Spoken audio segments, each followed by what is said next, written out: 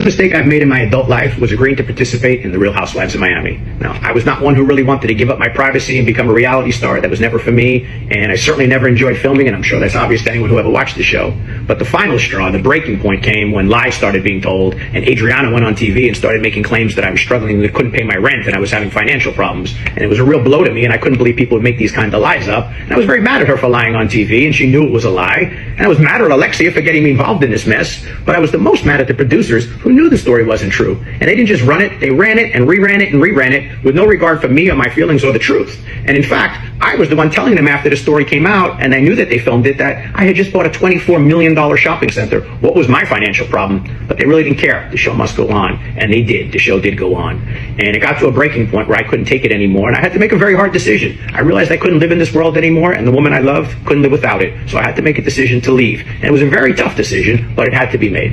I was well aware of the storyline they were creating for Series 7 about the reconciliation, and I agreed that I would go along with that. In return, I was under the impression I was getting some apologies from Adriana, and I was going to be let off the hook, so to speak, and not dragged like past husbands of these kinds of TV shows. So it seemed like a pretty fair deal to me, so I stayed quiet and let it air out. Now, not surprised at all that it didn't play out as I had expected. I see no apologies coming my way. Nobody acknowledging the slander and defamation of character they did to me. I see actually the story getting worse, and they're making up stories about how I moved out of the house and left Frankie alone, which none of this is true. It's just for the storyline, and I stayed quiet. For 18 months, I sat back and stayed quiet out of respect and love to Alexia, but at some point, you're pushing too far, and this is the point.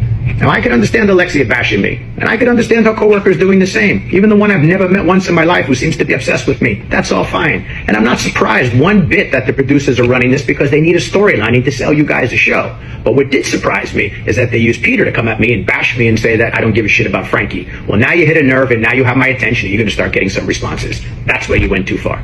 Now, there is no doubt Alexia is an amazing mother and does everything for Frankie she can. And so does his father, by the way, who never seems to get any credit. This guy works 5 days a week to support himself and spends almost every weekend out with Frankie, taking him out and taking care of him, being a great dad. And he deserves recognition. However, beyond those two people, there's nobody on planet Earth that's done 1,000th of what I've done for Frankie in the last 7 years. In 7 years' time of living with Frankie, just about every morning we'd wake up together before everybody else and have a coffee and talk. Every afternoon I come home from work and I spend time with Frankie. I didn't just provide for Frankie financially by putting a roof over his head and putting food on his table and designer clothes on his back. I did do that, but I also did a lot more. And to say I didn't give a shit is ridiculous. Let's talk about it. Took him to the movies, took him to the beach, took him to the jacuzzi, took him to the pool, took him on cruises, took him on vacation for weekend getaways. 2, 3, 4 nights a week, Alexia and I would take him to dinner. We would go out on the weekends and we'd take him with us. I would spend so much time with Frankie. I was very involved with getting Frankie trainers for his health. I was very involved with getting Frankie into the De Moura Foundation. I was involved in getting him all sorts of speech therapists, and anything I could do to make this guy's life better, I was all for it. And that's why it really hurts that someone's going to come at me and say that I didn't give a shit about him, because I'm going to tell you,